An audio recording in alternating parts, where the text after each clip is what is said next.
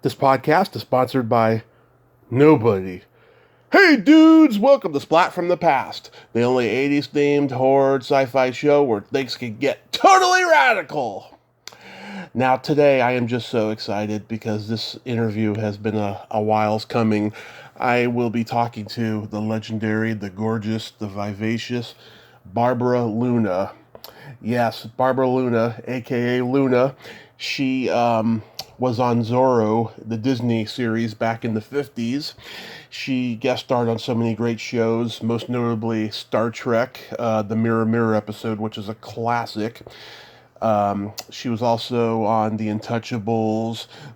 She was on The $6 Million Man, The Amazing Spider-Man. She was on so many great television series. And she was also in The Devil at 4 O'Clock, which is celebrating its 60th anniversary. All-star disaster epic with Frank Sinatra, Spencer Tracy, and Kerwin Matthews. She was in Ship of Fools with Lee Marvin, 5 Weeks in a Balloon, which is an Irwin Allen movie. The Concrete Jungle, directed by Tom DeSimone, another guest of mine, and written by Alan Adler, another guest of mine. And it's going to be a great talk today. She's a legend, and I am so blessed and honored to have her on the show today. So, here is my interview with BarBara Luna.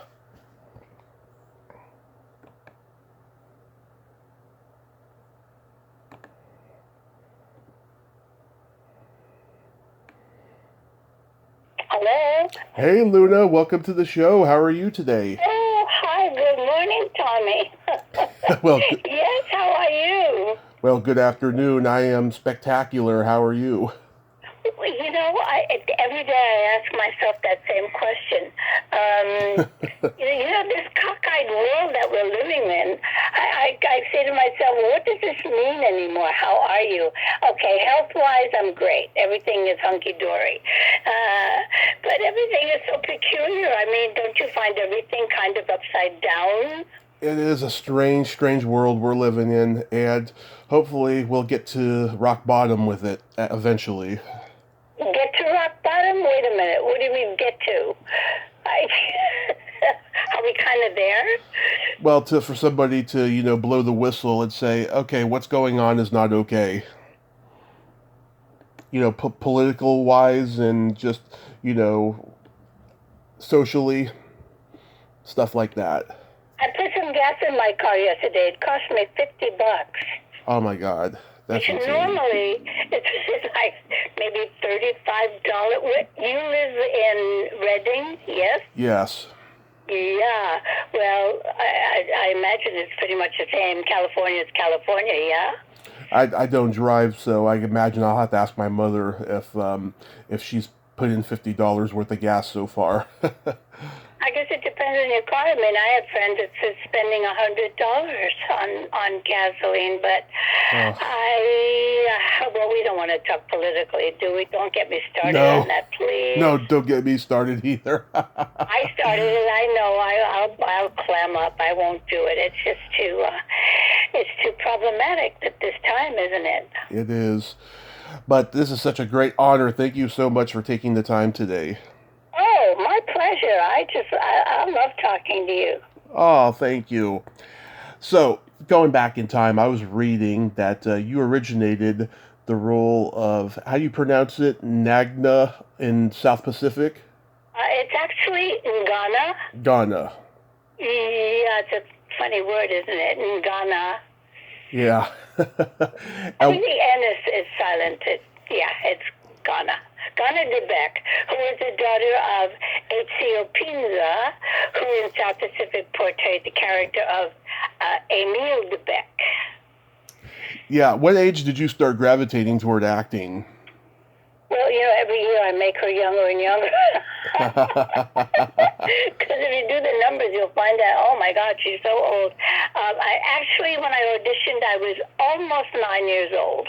Mm-hmm. Nice. Were your parents actors? They were not. My dad was a maitre d' and head waiter at the Copacabana in New York City. Mm-hmm. If you're familiar with the Copacabana. Oh, yes. Martin and Lewis actually, played there. Tommy, this is going to be fun for you. That's when I did my very first radio show. There was a very famous guy called Jack Eigen. Do you know who that was? It sounds familiar. Oh, he was like really famous. He did a live show from the Copacabana in New York. And when I would leave the theater, my mom would take me to the Copacabana.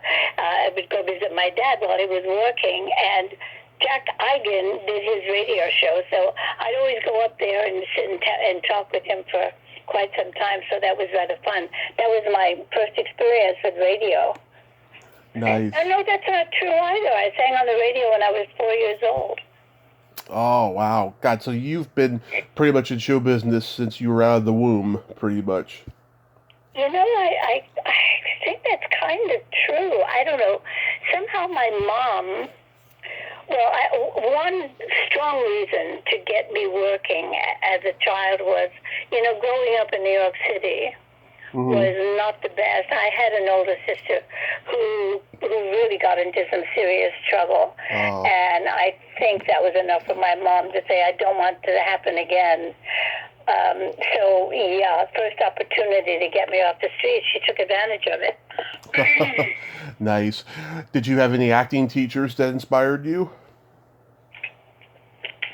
Well, I didn't then, but when I was cast in South Pacific, once again, Richard Rogers said to my mother, I think your daughter is going to be in show business, and if you don't mind, I would like to send her to classes. So Richard Rogers sent and paid for singing lessons, dance classes, not drama, but diction. For the longest time, people thought I was a Brit because my drama teacher was a wonderful actress by the name of Mildred Dunnock, who's very British, She talked like this. Yeah. So then I had to unlearn what I learned. But drama, actually, my first drama class was in Los Angeles because, I'm taking it too far. I'll wait till we get there. Okay. After you did South Pacific, you were in the King and I on Broadway. What was Yul Brynner like? He was really like a dad. I mean, there were about 12 children, and he was really like a dad to all of us. As a matter of fact, when Sal Mineo, do you remember Sal Mineo? I just did a tribute to him. I love him. Oh, did you? Where? A guy by the name of Michaud came on the podcast, and we talked about him. He wrote a book about him a few years ago. Yeah, when Sal came in as a replacement to the original Chula Longcorn, who was the son of Yul Brynner in the show, they remained, as did I, very close with Mr. Brynner until he passed away. So, of course, when Sal's life was taken, we were very, very sad about this. But, Yul Brynner was wonderful. The reason I was into The King and I, as I started to outgrow my sarong in South Pacific, Dick Rogers said, "Don't worry, kid, you won't be able to work. I'm doing a show called The King and I."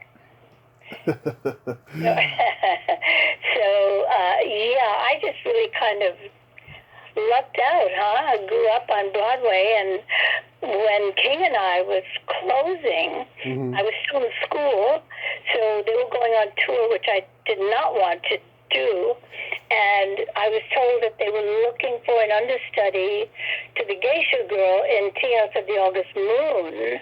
And I immediately grabbed one of our dancers in The King and I, a Japanese gal, and I had her go over the script with me before I auditioned for Tea House. And so even though the role was in Japanese, I was hired as the understudy. Yeah. Wow, that is amazing. I mean, what was it like back then? It must have been just magical. I mean, to be in New York at that time, and just Broadway was just starting to become into, prominence. Well, I think it actually happened before that, because Rodgers and Hammerstein had already done Carousel in Oklahoma. I think there were Pal Joey. there were a lot of musicals and plays going on. So, of course, South Pacific just exploded. When you start out in such a perfect musical, you don't really know anything different. I mean, I just thought, okay, this is what Broadway. This is what Broadway is. It's wonderfully fabulous. Yeah. And I never knew what a so-called flop show was. Yeah, you got to be in successful ones. You didn't get to do any flops. Exactly, and then when I did get the understudy role in Tears of the August Moon, it was not even 2 months later that the gal I understudy was out, and thankfully I had a good ear for language, so I had no problem with learning Japanese or the dance. But after going on, I was then offered the first national company, which was quite wonderful. So I really got out of New York at the age of 15. So you and when I saw Los Angeles, when we played Los Angeles, I thought, oh my goodness, I'm in Shangri-La. My parents were moving to Florida, to Miami Beach, and after seeing Los Angeles, I didn't really come here to be an actress. I really came here to live. Mm-hmm. Wow. So you were 15 when you came to Los Angeles. So that's when you started acting on camera? When I was here, there was a man by the name of James Byron who at that time managed Jane Mansfield. And he saw me sitting in a restaurant, and he approached me and said, of course, when he approached me, I thought, oh boy, because when I left New York, I was told, you got to look out for those Hollywood guys, you know how they are. Yeah. So, of course, I was all on guard when I was approached. But after talking to him for a few minutes, James Byron was, you just kind of knew that he was really on the level, and he was very sweet, and he wasn't a lech of a man. And he said, if you come to Los Angeles, he said, let me know, and I will help you. And he actually did. He brought me to an agent by the name of Bill Schifrin, who I believe at the time was Jane Mansfield's agent. And he sent me out on an interview, and I was handed a script. And even though I had come from Broadway, it was different. And when they handed me the script, I said, what do you want me to do? And they said, well, you're going to have to go and read for the casting people.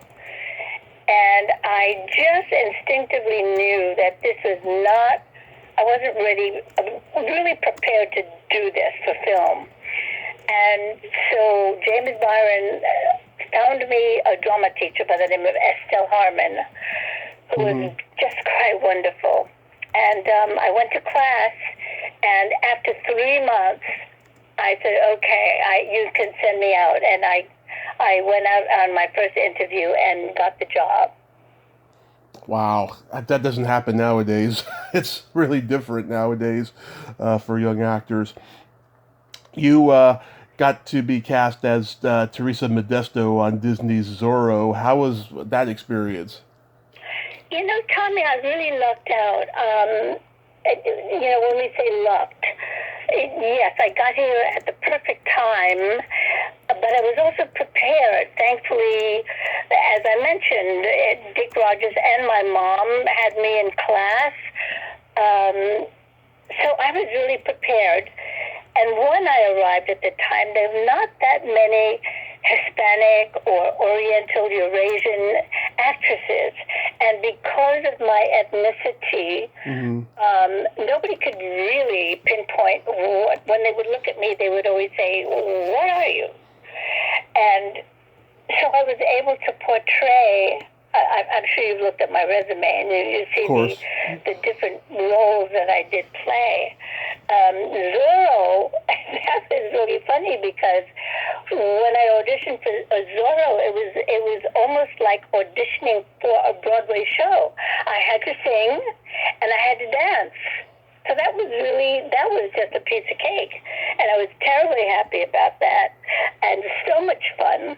And then the director asked me if I had ever been on a horse.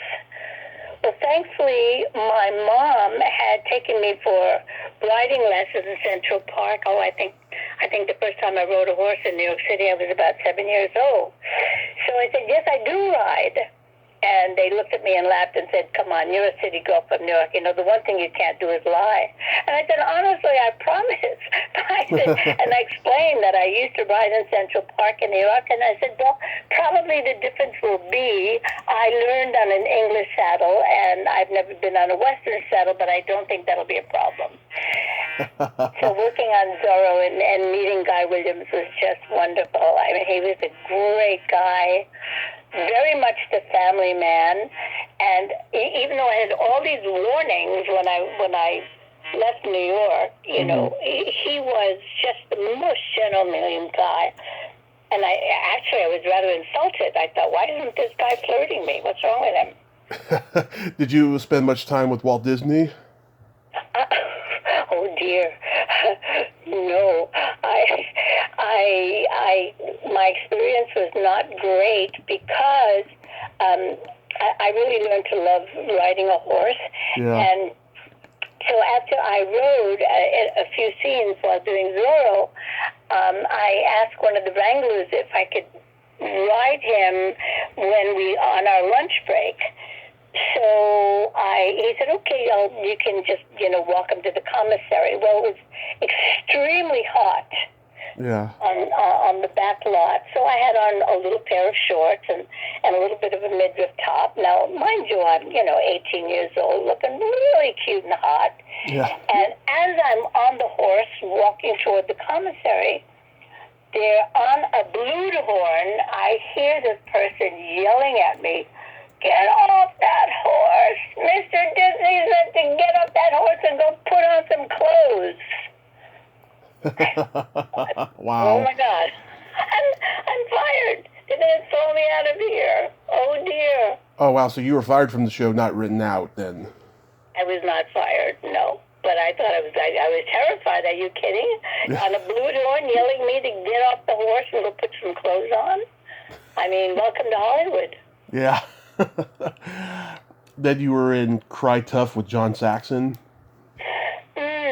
Yeah, John Saxon, Linda Cristo, who, as you know, from Big Valley. Mm-hmm. No, so sorry, not Big Valley, High Chaparral. Yeah, that was, it was just kind of, my career just sort of had a life of its own. And once again, I have to thank my parents for giving me the look that I had because I think in Cry Tough, it was a Hispanic character, as was John Saxon. It was pretty much about Hispanic families and gangs, and I think that was my first film. Yeah, I think it was one of the first movies, too, to explore Puerto Rican street gangs, and this is before West Side Story. Yeah. Oh, yeah. That was like 1959, I think, ish. Yeah, 58 it says. 58. Okay. Yeah. But yes, before the West Side movie, I think the Broadway show was 58. Yes. And wasn't it true that you were up for Rita Moreno's role in West Side Story? Well, this is typically a Hollywood story, which is something. Tommy, I never talk about this because I actually had the role. Mm-hmm. And it was announced in the newspapers after they had tested hundreds of gals for Maria and Anita. And the only person who can really substantiate what really took place is Rita. And she and I have never spoken about it. I don't know that she'd ever want to. Right. But it's very complicated. But because when all of that took place, and they then did hire Rita after I was given the role, I then tested for Maria, which is how I got the role for The Devil at 4 O'Clock. So tour with Frank Sinatra and Spencer Tracy. Right. I really can't go into, I hate to do that, but I can't go into the real West Side Story, but it did lead to something wonderful. I met with Mervyn LeRoy, and after he saw my test for the role of Maria in West Side, he called me and he said, "Kid, you got heart. You really got heart. How would you like to star opposite Frank Sinatra?" Yeah. Oh, no, gee, I'm sorry. I don't have time for that. That was so funny. He was quite wonderful. He reminded me of kind of in a way of the Richard Rogers story. Yeah. I used to see Devil at 4 o'clock on cable a lot when I was growing up. What was the movie like to make? Was it physically grueling? It was really not the easiest film to make, as you know. It was about the volcanic eruption. Right. But on the other hand, it wasn't that tough either. It was a lot of schlepping. Mm-hmm. It was a kind of a wonderful job, though, because we filmed a lot of it in Hawaii. Right. We were on the island of Maui. So, I sure can't complain about that. And Mr. Sinatra was just wonderful. He used to cook for us. He used to make his mother's Italian sauce. Right. And I thought, oh my gosh, what am I going to do? Frank Sinatra, we all know his reputation with the ladies. What am I going to do? I'm engaged to an actor named Doug Mcclure. Yeah. So I go over there, and then thankfully, even though Dougie was filming, he had a few days off, and he came over to Maui. Well, guess what? Mm-hmm. Those two fell in love, and I became invisible. Once again, I'm like, wait, what's going on here? I'm being insulted once again. Sinatra's not flirting me. What the hell? Did you remain in touch with him till he died? Oh, yeah, because his daughter Tina and I used to hang out together lots.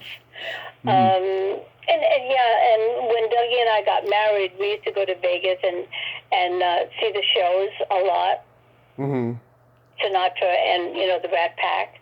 I knew Sammy very well, Davis Jr. As a matter of fact, I introduced him to his wife, to my Brit. Wow. Well, he drove me crazy because one of the first films I worked on, now I'm trying to remember if that was before Cry Tough or after. There was a remake of a movie called The Blue Angel. Okay. And my Brit was the star. And Sammy Davis saw her. He came to have lunch with me at the commissary because he wanted to meet my Brit. Mm-hmm. And he hounded me into it, and I said, "You're crazy. No, this is not going to work. I am not going to introduce you." At any rate, what finally took place was my mother was coming to Los Angeles to visit.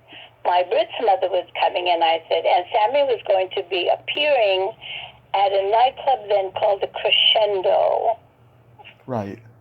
I don't know how old you are, and I don't know what you remember, and I'm sure a lot of our listeners must think I'm talking about the 1920s, because all of these names are probably not familiar. Is a lot of your audience, what are the demographics of your audience? It all varies, I mean, I've got a lot of nerds who know a lot of stuff from the 50s, 60s, all of that. Yeah, because this is a lot of memorabilia. At any rate, so I called up Maya and I said, "Maya, I'm taking my mother, and I know your mother is coming in. Let's go and see Sammy Davis Jr. at the Crescendo." And that was kind of sneaky in a way, but nonetheless, they met, and the rest is history, isn't it? Yeah. Is it true that Sinatra and Spencer Tracy didn't get along? Did they not get along? I can't say that they didn't get along. The only thing I saw that took place, which was not uncommon, which was when the AD, the assistant director, would come to get us in our trailers to go out on the set when they were ready to film. Of course, they would get me first, and then they would knock on Mr. Tracy's door, and Spence would say, "Well, is Frank out there?" Yeah. They were doing that. Who's on the set first? Yeah. That's the only thing I saw really, but, it's a known fact that Frank Sinatra did not rehearse. Yeah. So I'd go out there, and I'd just be ready to go, and he would leave his trailer and hit his mark, and we would go. Thankfully, I was always a one take. Yeah. Which I think is another reason why I worked quite a bit, because, time is money. So I never had a problem learning lines. That's and good. One time I was watching a scene between Mr. Sinatra and Mr. Tracy, and Katharine Hepburn, of course, came over to Maui. And I was standing in the back watching a scene being filmed, and Katharine Hepburn was sort of standing to the side. Now, we know that Mr. Sinatra doesn't like to stop. Right. So all of a sudden, while we were watching the scene, there was this noise, and of course the director would say, cut, cut, cut.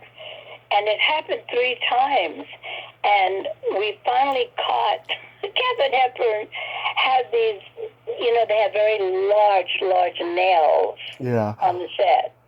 And she had a pocket full. And if she didn't like the way the scene was going between Sinatra and Tracy, she tossed one up in the air, so that when it landed, it made a loud noise, and of course they'd have to stop. Who's going to yell at Katharine Hepburn? Yeah. Oh, nobody's going to yell at Katharine. So funny. Oh my gosh. Yeah. Nobody's going to yell at Katharine Hepburn. That did everybody. Did you play a prostitute in Elmer Gantry? I did. Yeah. I think there was myself. Mm-hmm. And yes, of course, Shirley Jones won the Oscar. Yeah, it said that you were uncredited, so I didn't know if that was accurate or not.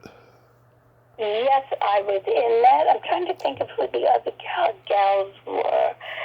Years later, I saw the director, Richard Brooks, up at Hugh Hefner's mansion, and he proceeded to tell me that Burt Lancaster had such a crush on me. I said, Burt Lancaster he was the star of Elmer Gantry, right? Right. I said, he had a crush on me? That's unbeknownst to me. The man never even said good morning. What are you talking about? He said, trust me, he had a crush on you. I just found out all these things years later. Wow, that's very flattering, huh? Well, I guess, but golly, I don't know what the difference would have been had I known then. It would have been nice to know, though, wouldn't it? It would have been nice, yeah. Then you enter Irwin Allen territory with 5 Weeks in a Balloon. Oh my gosh, how much fun was that? Oh, I drove Peter Lorre crazy. Yes, he started hiding from me because I'd see him in makeup in the morning, and of course I would just have to pick his brain about all of those wonderful Hollywood stories that he had. I mean, wouldn't you? Yeah, I mean, he's a legend. Oh my gosh, I mean, Humphrey Bogart, Lauren Bacall, what was his name? The big heavy actor that was in the Maltese Falcon. Billy Gilbert? No, kind of the same. Sidney Greenstreet, was it? Okay, yeah. And I finally got to the point where he said, you're driving me crazy. Poor Peter Lorre, he just literally started to hide from me. So I kind of gave up on that. But, yeah, that was great fun working on that. Irwin Allen was, the director. Kind of a strange director. I mean, he would yell at us before a take, just scream, which I never quite understood. Yeah, I think that Irwin Allen pretty much invented the all-star epic. And if it wasn't for him, stylistically, probably Aaron Spelling wouldn't have invented the Love Boat. Oh, is that right? Yeah? I think so. Getting all these, big names together in one setting, I think Irwin Allen kind of invented that. Oh, not quite sure what you mean. Doing like a movie that takes place, let's say, on a boat or a balloon or something, and everyone in there is a big name star, and Aaron Spelling did The Love Boat, where all these big name stars are on the Love Boat. I think that Irwin Allen planted the seed for The Love Boat in a way. Oh, I see. Was 5 Weeks in the Balloon before or after Around the World in 80 Days? Around the World in 80 Days was first, actually, in 56. So maybe Michael Anderson did it first. I don't know, but I think that Irwin Allen, really kept it going because he did the Poseidon Adventure and so many epic movies. Towering Inferno. Yeah, I see. Voyage to the Bottom of the Sea was his, wasn't it? Voyage to the Bottom of the Sea, The Lost World, yeah. Did a lot We're of going those. to be seeing James Darren. Was James Darren in 5 Weeks of the Balloon? No, that was Fabian, but wasn't James Darren in Voyage to the Bottom of the Sea? Yes, he was actually. The TV series? He was, yeah. Because the TV series had Richard Basehart as the star. Right, yeah, and of course Barbara Eden then went on to I Dream of Jeannie. You and her are in an exclusive club because you both showed your belly buttons on television in the 60s. I always thank Barbara Eden for paving the way for my navel for Star Trek. Yes, because, well, actually, I believe when she first started I Dream of Jeannie, in that year, she was not allowed to show her navel. Mm-hmm. And then when the series was picked up, I don't know exactly what the time span was, but then they were allowed to show her navel. So by the time I did Star Trek in 67, and I think Nichelle Nichols was also, when they started in 66, I think she was allowed to expose her navel as well, yes. Yeah. Yes. I read that before you start filming that episode, you had strep throat. Oh, it wasn't before. My goodness. Oh, that was dreadful. Yeah. When we started filming Mirror, Mirror, about the third day, I started feeling a little bit yucky. Yeah. Well, after we had filmed, by the fourth day, I woke up and, yes, I had a strep throat. Oh my gosh, I had a terribly high fever, couldn't talk, but, well, you don't just call up a studio and say, oh, well, gee, I don't feel well, I'm not coming in. Yeah. So honestly, I just dragged myself out of bed, got there, and the doctor looked at me and he said, oh my goodness, he looked at my throat and he said, if she just looks at William Shatner. Of course, the only scene we had left was the kissing scene. And at the cabin, if you're familiar with Mirror, Mirror. Yeah. He said, you won't have anything. You won't have anybody. She's so contagious.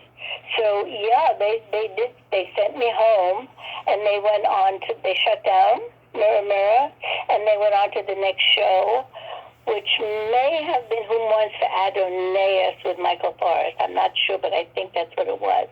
Mm-hmm. And when I went back on stage, Mr. Roddenberry came down to welcome me back and to see how I was. But while he was talking to me, you know how you could sort of tell that they're talking, but you can see the wheels turning? Yeah. And I thought, oh my goodness, is he going to fire me? Oh my goodness.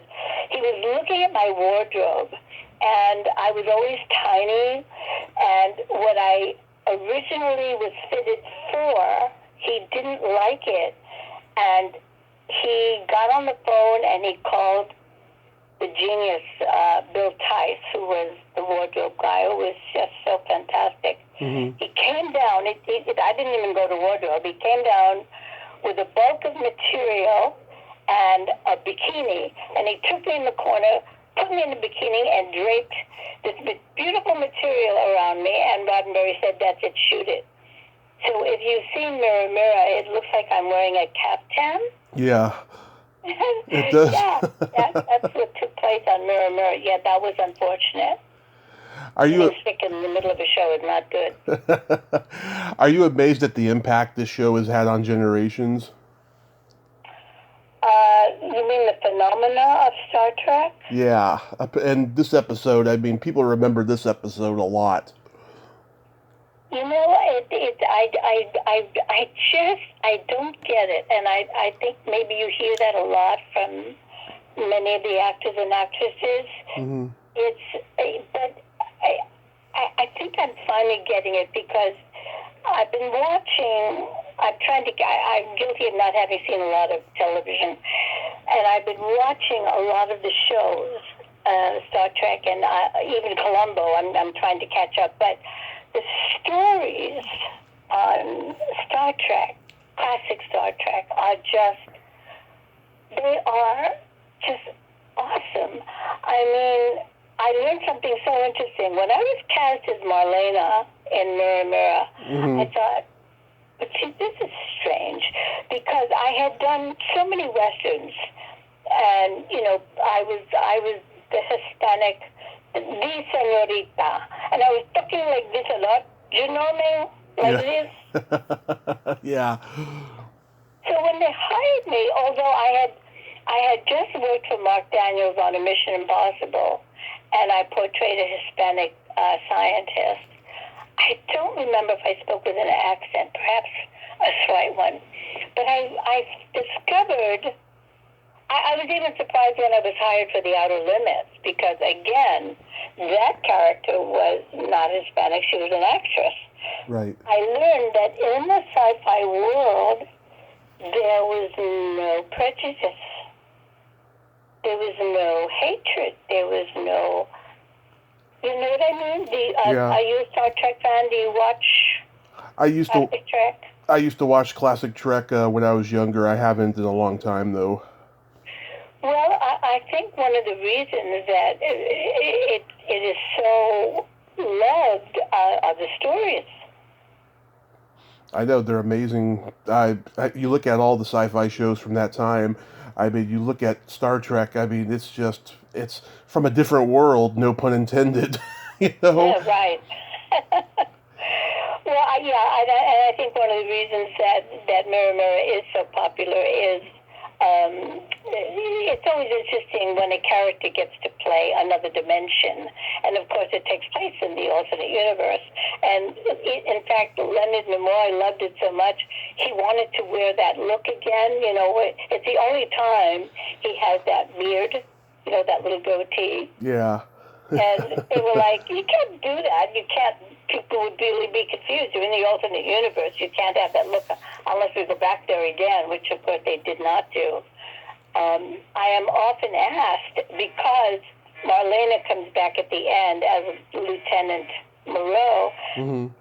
if they wonder if they had plans to bring her back. Of course, I couldn't ask Bill Bixby, as we know, the writer is gone. But it was an interesting question. How was working on Ship of Fools? My goodness, what a cast, huh? Yeah. Lee Marvin, Vivian Lee, and Stanley Kramer directed it. I mean, he was probably one of the first, like, independent filmmakers who was making movies about something. Well, my goodness, I mean, what a cast, and how could I not love Vivian Lee? You know, when you start a film, the first thing they do on the first day's rehearsal is, you know this, you sit around a table and just read through the script with the script in front of you with the entire cast and the director, of course.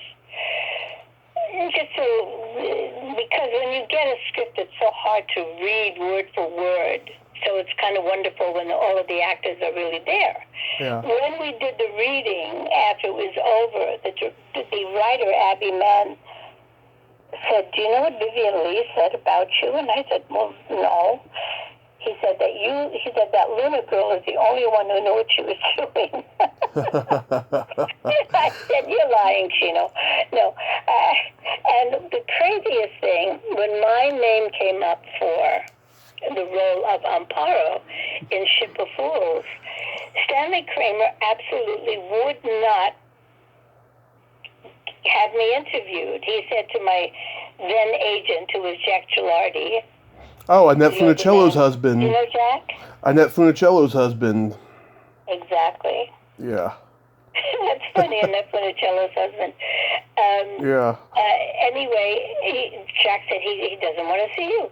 Well, why? Well, he says you're Japanese. You're because I had played so many Japanese and Chinese and Vietnamese roles.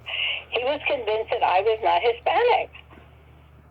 Well, for some reason, Abby Mann really wanted me for that role.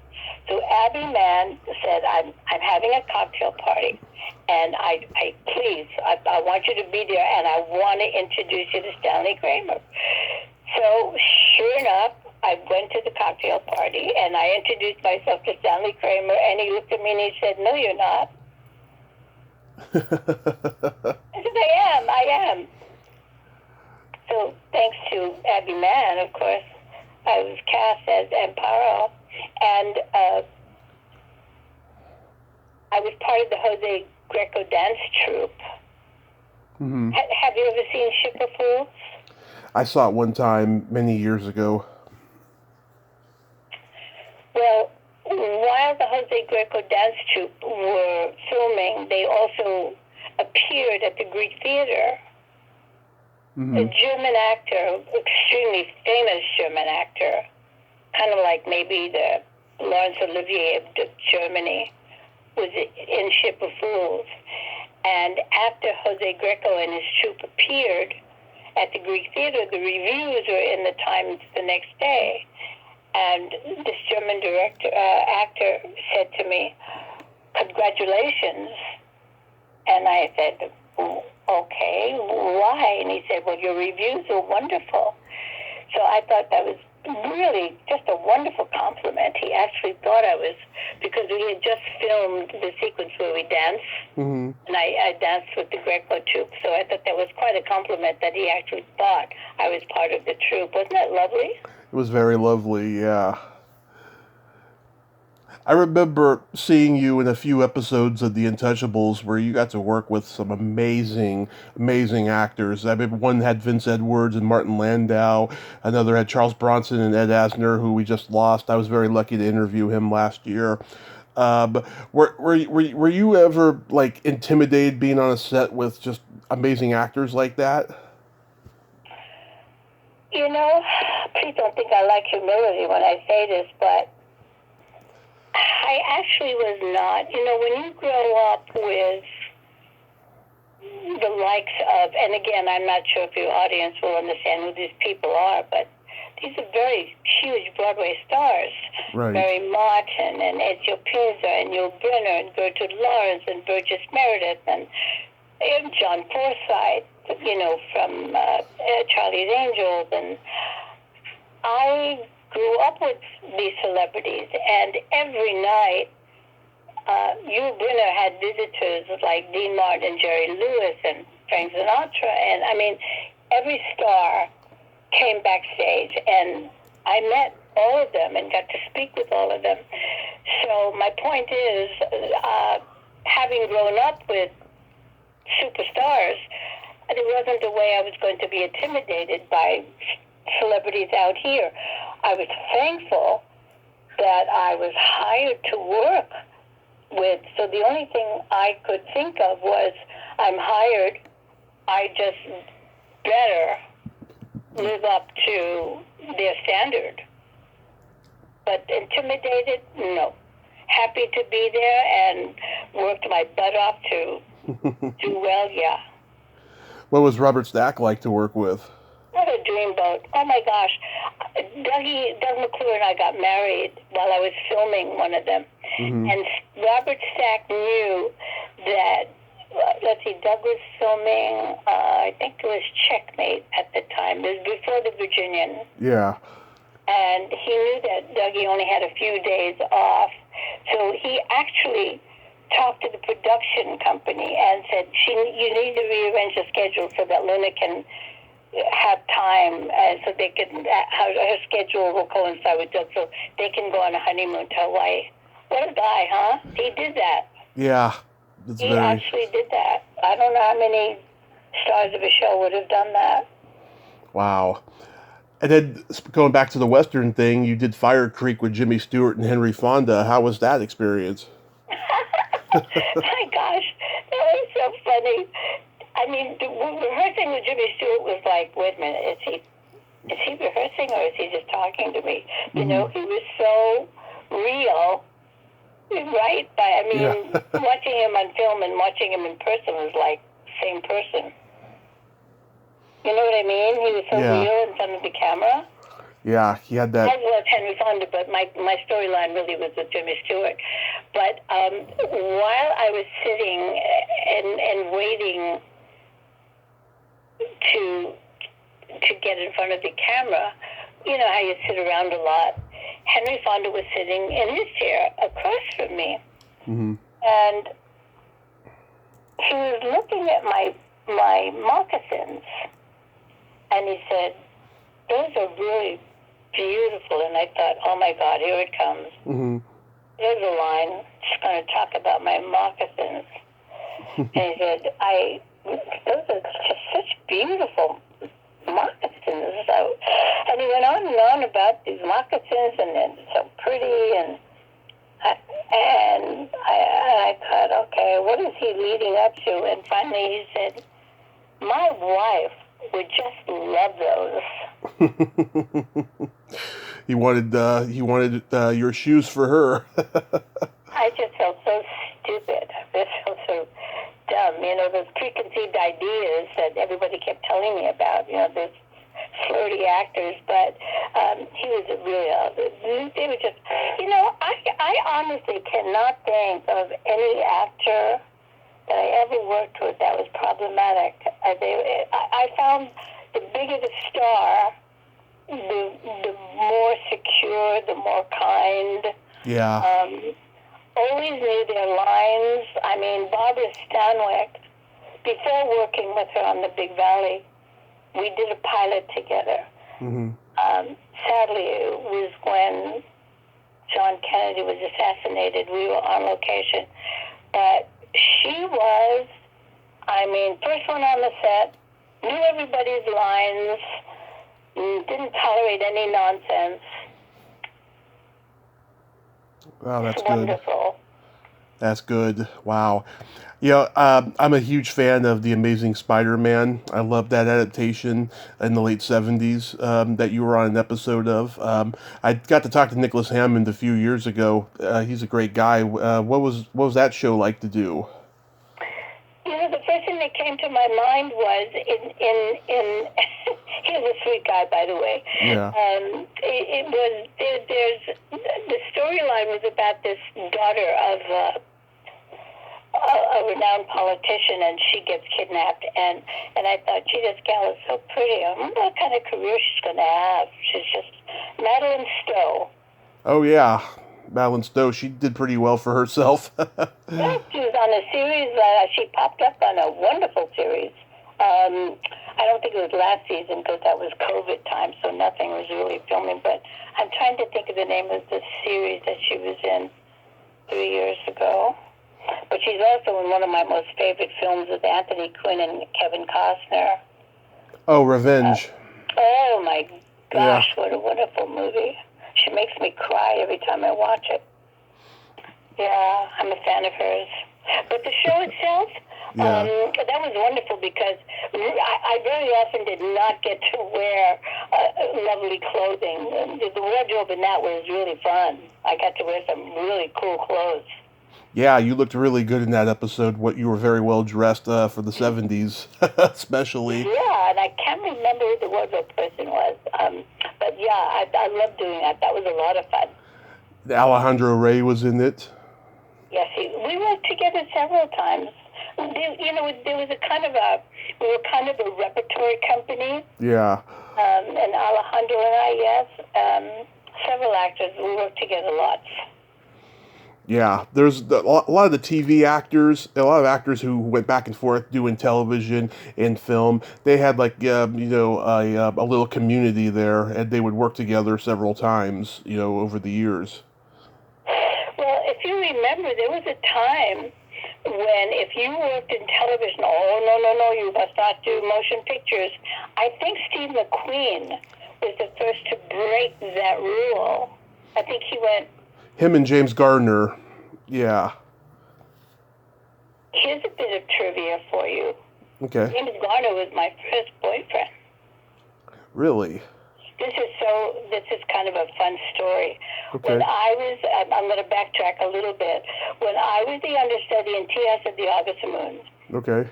James, or Jimmy James, whose real name, as you know, is Bum Garner. Yep. He was the understudy to John Hodiak. Yeah. But all of the guys used to razz him and say, Bum. They used to call him Bum. Forget about it. You're not going to be an actor. Just go back to Oklahoma. Just forget about this. Mm-hmm. The night that I had to go on in Tears of the August Moon, because, as I mentioned earlier, the star was sick, that same night, John Hodiak broke his leg, and Bumgarner, or Garner, James, was supposed to go on for Hodiak. So after the show, we went running over. There was a place where we all used to meet afterwards, a hangout. Mm-hmm. And I said, how did it go? And he had this really sad face. And he said, they didn't let me go on. I said, well, what do you mean? What did they do? They actually brought in John Hodiak, put him in a wheelchair with his leg in a cast, because it all took place in the courtroom. If you remember the K-Mutiny court-martial. Oh, yeah. He did that. James... wheeled John Hodiak around in the wheelchair rather than let James Bumgarner go on. Yeah.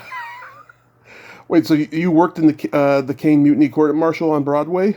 No, I did not. I was in Tea House. Okay. He was in the Kane Mutiny Court-Martial as the understudy to John Hodiak. I was then doing Tea House of the August Moon as the understudy to the geisha girl, Lotus Blossom. Tea House of the August Moon became a movie with Marlon Brando and Glenn Ford. It did, and when as I mentioned earlier, when they gave me the first national company, when we came to Los Angeles, Marlon Brando, who I knew since the age of 12, but that's another story. Yeah. He used to come backstage and do homework, I guess, and watch Burgess Meredith. He was studying the role of Zucchini because he was preparing for the film. Mm-hmm. Which was, for me, was not Marlon's best work. I thought it was he was a brilliant actor because he was so courageous. I think the best actors are very risky actors. Yeah. I didn't think that was his best performance. Although, when you've been in a show, it's very difficult to really be, I don't know how objective I can be. When I watch the movie South Pacific, for instance, I love Betsy Gator. Quite different from what Mary Martin did on Broadway. Rossano Brazzi, as the Ethiopian's role, I thought he did a really nice job. I love Giorgio Tozzi, who did the voice for Rossano Brazzi in the movie, who I later worked with, but that's another story. Mm-hmm. Franz Nguyen, who was a very dear friend of mine. Oh my God, was she beautiful. Did you see the movie South Pacific? Oh, yes. Oh my God, as Leot, she just, that face. Still, she's gorgeous. Anyway, it seems that you got sought after for a lot of sci-fi. I mean, again, going back to Star Trek, and then pretty soon, you're on like $6 Million Man and Buck Rogers in the 25th Century. Is that what you get recognized for the most when you do the signing shows? Yes, you're right. I do. Star Trek is one. Buck Rogers is two. And if I ever write a book, I think the title will be "I Didn't Know That Was You." Because I wait for it. I just wait for it when the attendees or fans or attendees come by my table and they look at my photos and they look at Corey from Buck Rogers, with the white feathered cap. I wait for it and I wait and there it is. Oh my God! I didn't know that was you. But she looks pretty different from. But that's quite a compliment. Yeah. Because that means I did my job, right? Right. So you told me in email that you wanted to talk about the autograph conventions. How long have you been doing them? Well, the funny thing is, not as long as most of the actors and actresses I know. I got into a taxi cab in New York, and this was in maybe 1997. And the cab driver said, "Marlena," and I thought, "Oh, isn't that cute? This driver thinks I'm Marlena Dietrich." The Marlena Dietrich of sci-fi. I said, "No, I'm sorry," because at that time, maybe it was earlier than '97, because I was being recognized. I was on a soap opera called One Life to Live, and her name was Maria. Mm-hmm. So I thought, oh, well, maybe he's a little confused. And it went about 4 times. I kept saying, "No, I'm sorry, I'm not Marlena." And he said, "You are Marlena Moreau from Star Trek." And I thought, holy cow, wow. I said, "Wow, what a memory you have. How did you know that?" And he went on to explain. He said, "No, it's not that I have a great memory." He said, "But you don't realize what's going on. I knew nothing about the convention world." And maybe a year after that, I was talking to an actress named Cassandra Gaba. Oh, yeah, from Conan. Cassandra? Yeah, from Conan the Barbarian. Yes. I've never met her, but I know who she is, of course. Well, she was on her way to a convention in Las Vegas, and she said, "You should really," and she explained what would took place, and my thinking was, why would anybody care, really? I mean, it's just, that's how naive I was about this.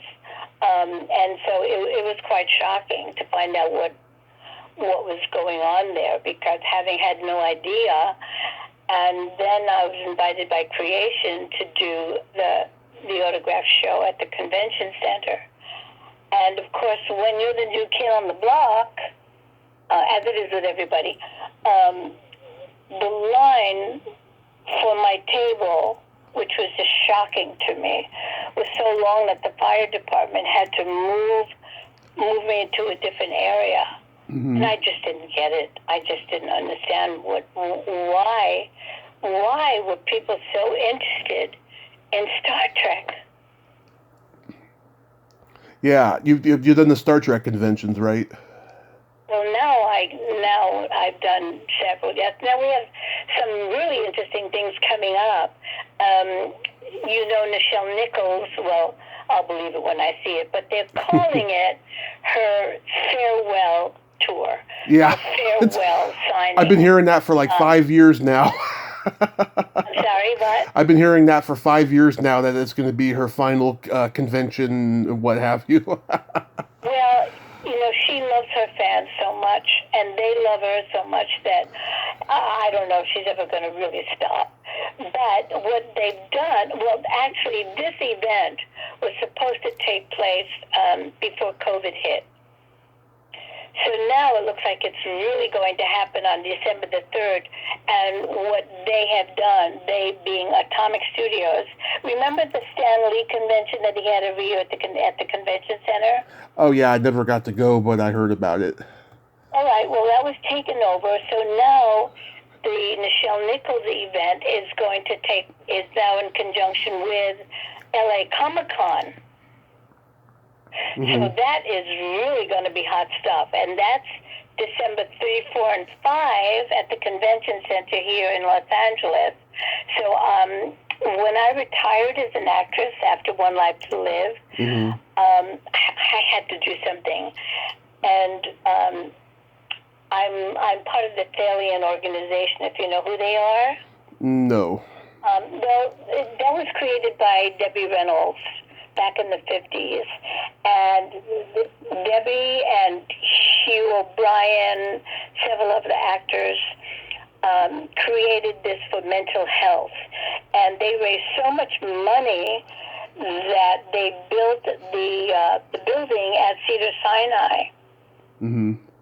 The health department. Anyway, one of the ways that they raised money was to honor somebody important every year. So this one year, we were doing honoring Roger Moore. So I must say I practically produced that event because I managed to get many of the Bond girls and Richard Keel and so on and so forth. Anyway, and I thought, well, this is what I think I want to do now that I'm retired. So I began helping to organize autograph shows and charity events. So that's what I've been doing very diligently. So I'm helping to organize this event for Nichelle. So we've got about 12 of the original guest stars from classic TV. Mm-hmm. And then we have the Hollywood show in January. There is an agent by the name of Scott Ray who has managed to find about 12 or 14 Star Trek actors that have never done an autograph show. So it's now turning. It's a Hollywood show. If you've never attended, you want to come? I was gonna go last year before the pandemic hit because they were having a Grease reunion. But yeah, I mean, in the future, I do plan on going to a Hollywood show. I just don't know if I could do it in January, though. Oh, God. Well, if you want to come, let me know, and come as my guest for sure. Oh, I love that. It's going to be it's very eclectic. Yeah. I mean, along with many Star Trek actors. I don't think I'll be sitting. I think I'll just be running around, taking care of my people, because I have so many there, like Harry Hamlin. Oh, yeah, Harry Hamlin. Clash of the Titans and L.A. Law. Exactly. Oh, my gosh, the last time I was there several years ago, they had lines around the door, as did Richard Dreyfuss. Well, you know the show. You know the caliber of people that the Hollywood show gets. Right. So when I retired, I thought that this is perfect. So even when COVID hit, my routine really didn't change because I had placed, now mind you, I do this strictly as a volunteer. Mm-hmm. I do not take money from anybody. I just really love giving back. Yeah. This is a wonderful way to give back because show business has been, and life has been so good to me. Yeah. So that's what I do all day long is just sit at the computer. And, of course, when COVID hit, having had many celebrities lined up, the dates kept changing, being postponed, being canceled. So that means hundreds of emails a day. A lot of these celebrities it's memorabilia, so they're elderly. A lot of them are not computer people. So, it occurred to me that agents of years ago, before we had computers, those poor guys, those poor people on the phones all day long. They had fax machines. Oh, my gosh, telephones and faxes. No wonder their backs were always sore. Yeah, because they had and crackers. Because they had to sit on those chairs. Yeah. So this is really rather fun. It really is. I mean, it keeps me in touch with all of the people that I've worked with and worked for. It's just so rewarding. I just love doing this. Yeah, when you and I were going back and forth for a while and stuff, and you mentioned that you were trying to get things organized for this signing show, that signing show. I was thinking, God, did she become a booking manager for conventions? Well, that's kind of what I do. I really babysit them. I mean, my mother always said, and my dad always said, if you're going to do something, do it right. So, I mean, I really do I get their pictures organized, and I go order their pictures, and I help them to set up their tables, and it's just really so much fun. It really is. I actually will be busy myself, though, because all of the shows that I was supposed to do were all pushed. So I will be for instance, I was supposed to be at Chiller last weekend, as you know, in New Jersey. So I will be doing that in April. I'll be doing Shore Leave. Are you familiar with Shore Leave in Maryland? No, you did mention that Marina Boat Show. Is that going to go? Yes, I'm going to be helping them to have I know who I want to get, and I don't want to mention the person's name because I don't have this person yet. The boat show, the wonderful boat show at the Marina Del Rey Mm-hmm. and the Del Rey Yacht Club. That's going to be loads of fun. Have you ever attended the boat shows? No, I've only gone to conventions in California. I've never had the opportunity to go out of state. This one is at the Marina Mm-hmm. here. Oh, it's in Los Angeles? Yeah. Oh, I didn't know that. Yeah. Well, if you want to come to that, let me know. It's beautiful. I will. Yeah. That sounds like it'd be fun.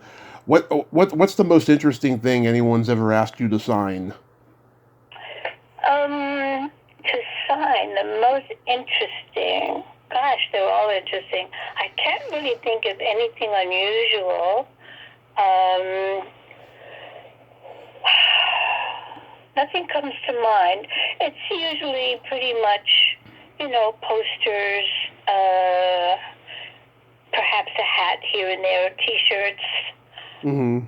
I don't think anything other than what most actors and actresses sign. What's the most unusual one you've ever heard of? Oh, many people have told me that they've had to sign body parts like breasts and stuff. Oh. That's mostly in the horror world, though. So yeah, you haven't done horror, so you have nothing to worry about there. That is the one thing. If I have any regrets about retiring, Mm-hmm. I've hit every genre except horror. I wish I had done a horror film. I would love to have done a vampire or a zombie or a horror film, a scary movie. You would have made a good vampirist, I think. I think so too, and I never did that. And I love meeting scream queens. Oh yeah, they're the best. I've talked to many great ones. I wanted to ask you really quickly. You did the Concrete Jungle. Do you have a story about that movie? Oh, Concrete Jungle, yeah.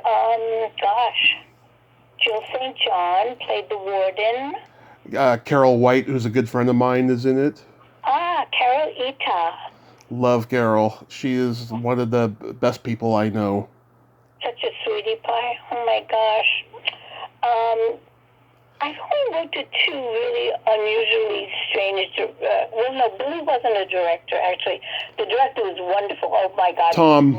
The guy Tom. I've interviewed him. He had the hands full.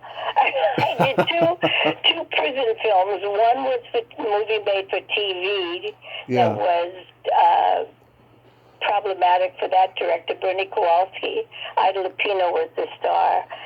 He really had his hands filled with all of those women, and Concrete Jungle. There's a little bit of a glitch with Jill St. John. But prison movies are not easy to do, and you've got to handle all these women.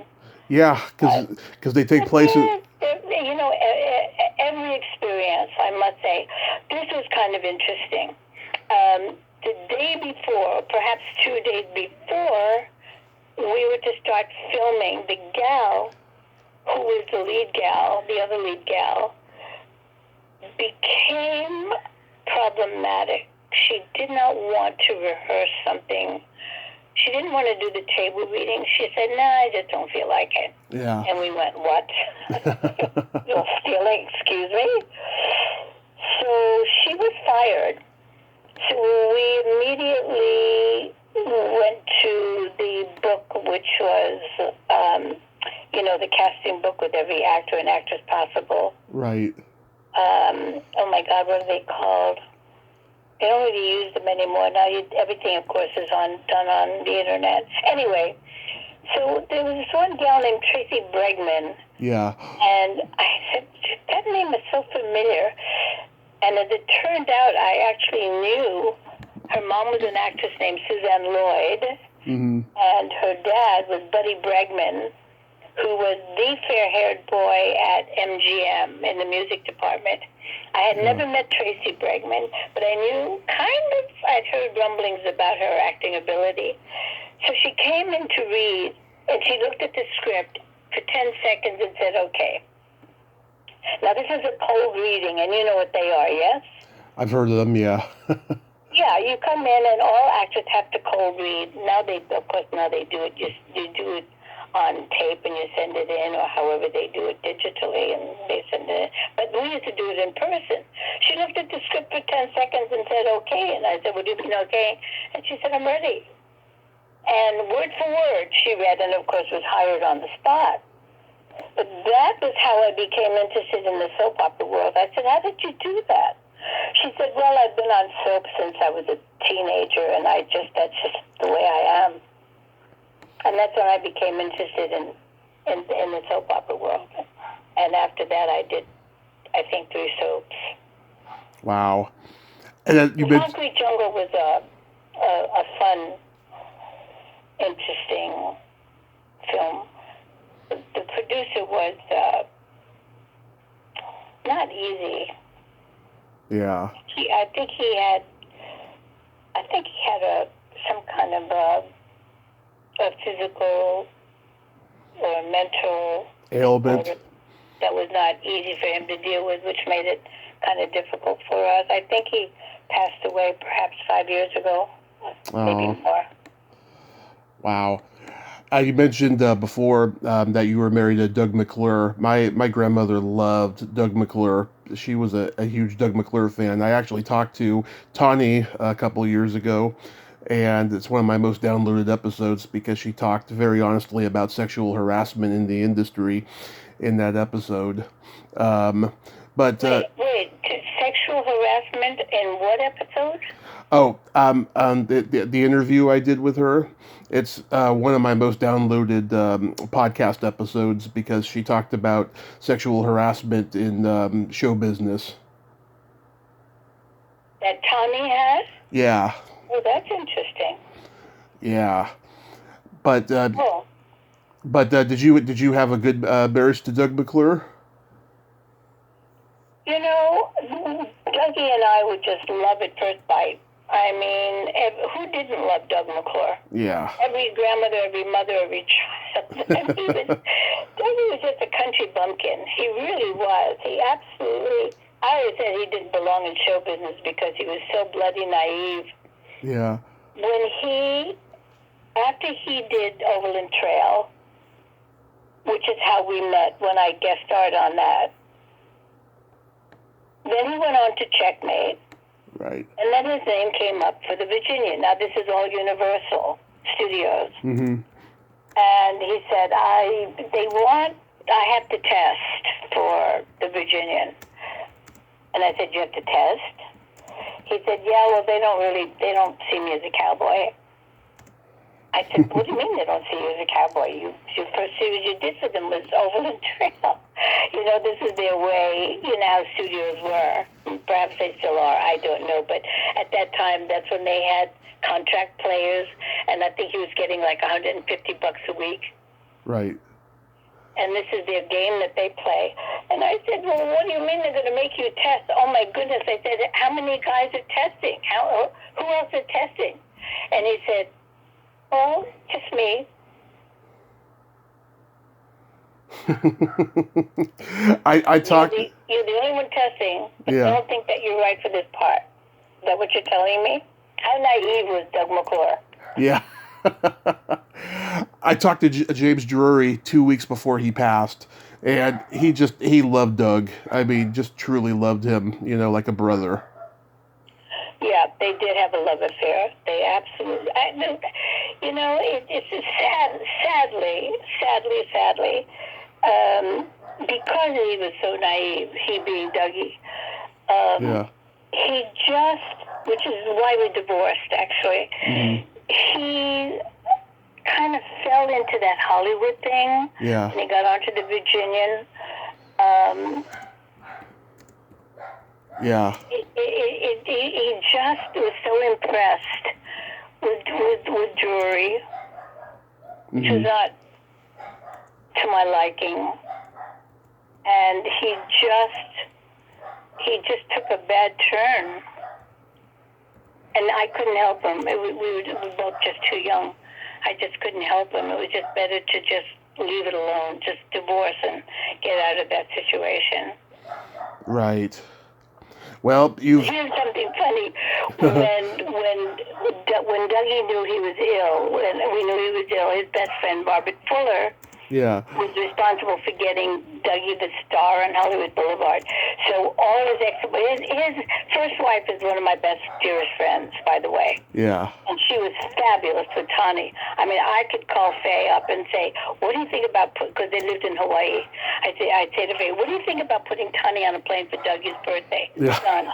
She was fabulous. She never, you know how some ex-wives use their children as weapons, like, no, you can't do this and you can't have for this. And Right. It wasn't like that. She was wonderful. Anyway, so we were all friends. So when Dougie got his star on Hollywood Boulevard, when he got up to make his thank you speech, he said, well, I guess I wasn't too much of a jerk. I guess I did okay because all of my ex-wives are here. That's awesome. And there I have a wonderful picture of Tani and the other ladies and myself all huddled in a corner. Yeah. There was just no way to not care about him, even when he became naughty. Luna, you've had such a blessed life, and I am truly blessed to have had this conversation with you today. Thank you so much for coming on. Thank you so much. I enjoyed it, and thank you so much, and you stay well. And I hope I see you either at the boat parade or at the Hollywood show in January, or perhaps the Nichelle Nichols so-called farewell. Yeah. You want to come to that on December 3rd? You just let me know, okay? There will be a signing show that we'll be at in the future, I can tell you that, and I will let you know. Okay, and hello and goodbye to everybody who's taken the time to listen. Thank you so much. And everybody take care and be well and stay safe. Happy holidays, Luna. Have a great day. You too. Thank you. Bye-bye. Bye-bye. Well, there you have it. BarBara Luna. Ain't she a sweetheart? Oh, what a great interview, huh? Just great old show business stories, great knowledge, very humble. She's a golden lady. I'm so glad I got to talk to her today. Well, until next time, this is Tommy Throwback Kovac saying there's no shame in living in the past because the present sucks. Later, dudes.